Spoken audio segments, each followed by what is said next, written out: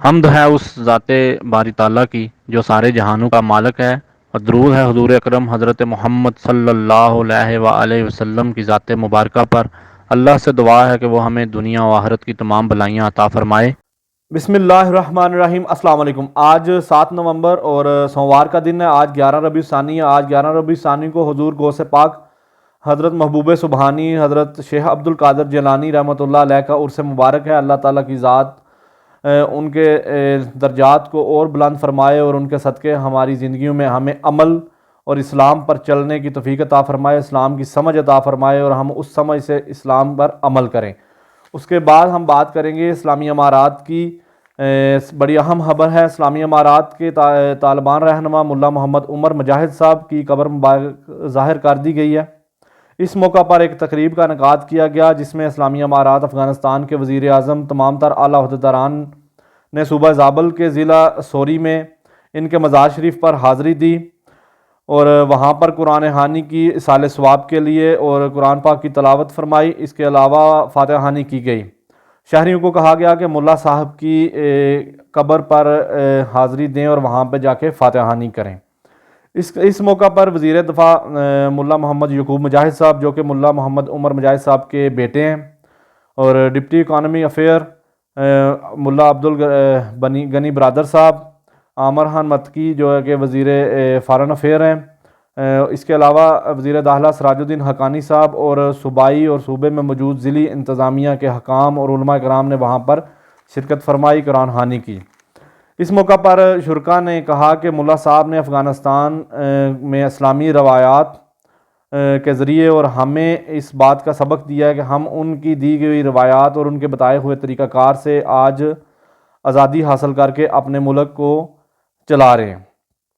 اس کے علاوہ ملا صاحب جو ہیں وہ 23 اپریل 2013 کو آپ کی وفات ہوئی، اور ملا محمد عمر صاحب کے جو قریبی ساتھی ہیں ملا جابر عمری صاحب، ان کے خاندان نے اس وقت آپ کو ضلع سوری کے صحرا میں دفن کیا، وہاں پہ آپ کی تدفین کی گئی، اور جس خبر کا کسی کو نہیں بتایا گیا سوائے ان کی فیملی کے، کسی کو نہیں پتا تھا، اور آج کل اسلامی امارات نے ان کی قبر ظاہر کی ہے۔ ہم بات کریں گے اسلامی امارات کے مولوی عبدالسلام حنفی صاحب نے۔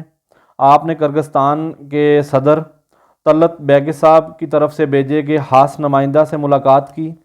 اس وفد میں کرغزستان کے اور بھی نمائندگان شامل تھے اور دو طرفہ معاملات پر بات ہوئی۔ اس پر جو ہے وہ نمائندہ خاص نے کہا کہ صدر جو طلعت بیگ صاحب ہیں ان کو افغانستان کی سیکیورٹی کے حوالے سے مکمل اطمینان بخش ہیں، اور کچھ گزارشات اور نصیحتیں جو انہوں نے کی ہیں کہ افغانستان میں عورتوں کے حقوق کے بارے میں کام کیا جائے۔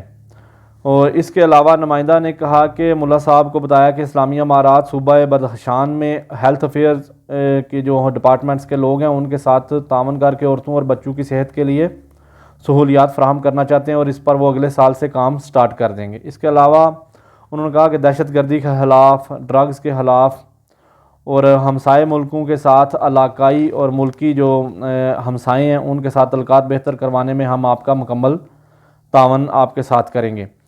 حنفی صاحب نے ان کا شکریہ ادا کیا اور کہا کہ دونوں ملکوں کے درمیان سیاسی اصول، دین، معاشیت، ثقافتی تعلقات پر خوشی کا اظہار کیا، اور کہا کہ ہم سمجھتے ہیں کہ ان تعلقات کو اور مضبوط کرنا چاہیے۔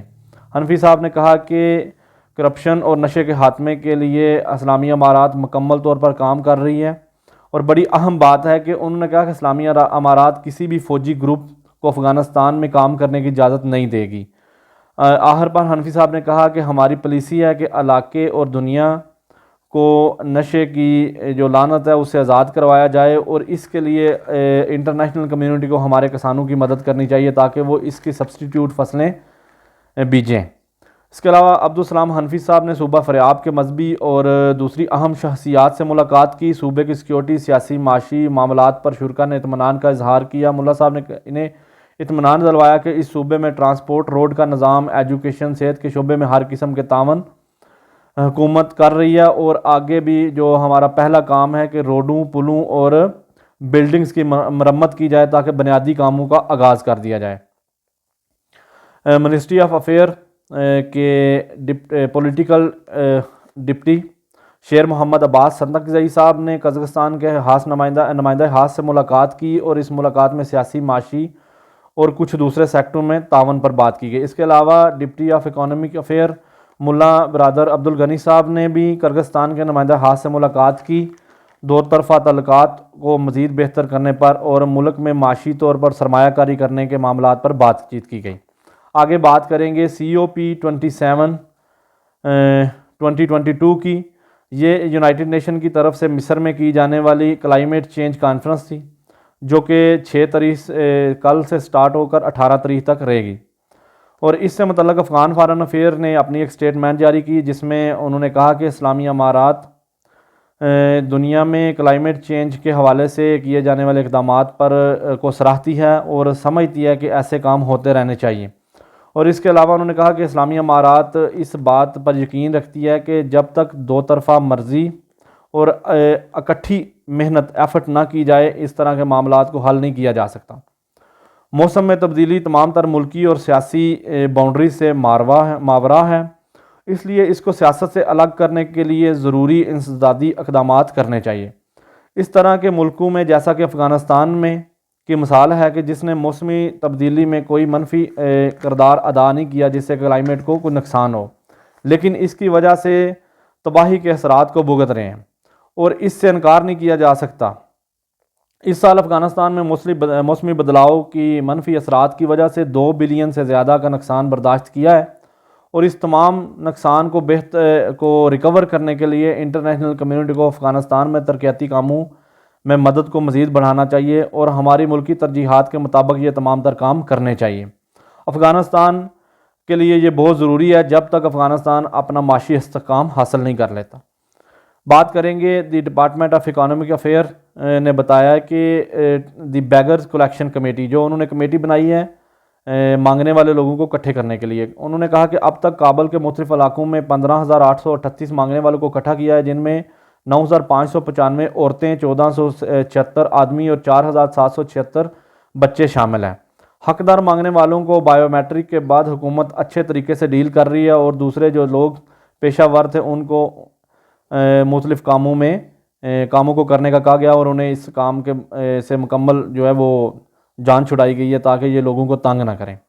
اس کے علاوہ افغان ریڈ کریسنٹ کے صدر مولوی متی اللہ حق صاحب نے بتایا کہ ادارہ باقاعدگی سے مانگنے والے خاندانوں کو سہولیات فراہم کر رہا ہے، ان کی نقد مدد کر رہا ہے، اور مختلف معاملات میں جیسے ان کو پیش آ رہے ہیں ان میں ان کو ہر قسم کی مدد فراہم کر رہا ہے۔ اور اس موقع پر انہوں نے کہا کہ انٹرنیشنل ادارے جو کہ ہمارے پارٹنر ہیں ریڈ کریسنٹ کے، ان کو اس معاملے میں ہماری مدد کرنی چاہیے۔ Ministry of mines and petroleum نے اپنی ہفتہ وار رپورٹ جاری کی ہے، جس کے مطابق پچھلے ہفتے میں منسٹری نے 347,434,630 افغانی آمدنی کی مد میں اکٹھے کیے ہیں۔ افغانستان میں منسٹری آف مائنز ہر ہفتہ اپنی رپورٹ جاری کرتا ہے۔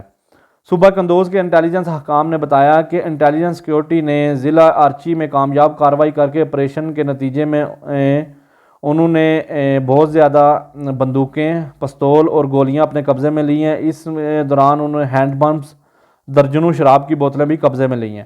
افغانستان میں کرائم کو کنٹرول کرنے کے لیے بہت اچھے اقدامات کیے جا رہے ہیں اور کام بھی کیے جا رہے ہیں، اور جیسے ہی کرائمز ہوتے ہیں ان کو اس وقت وقتی طور پر پکڑا بھی جاتا ہے، اور پھر ان پکڑے جانے والے مجرموں کو عدالت کے حوالے کیا جاتا ہے۔ اسے یہ نہیں کیا جاتا اسے ٹارچر کریں یا جیلوں میں انہیں کوئی اپنے مقاصد کے لیے کوئی مختلف معاملات میں استعمال کریں۔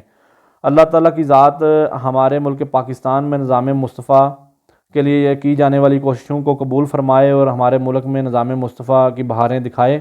انشاءاللہ وہ دن ہم ضرور دیکھیں گے۔ جزاک اللہ۔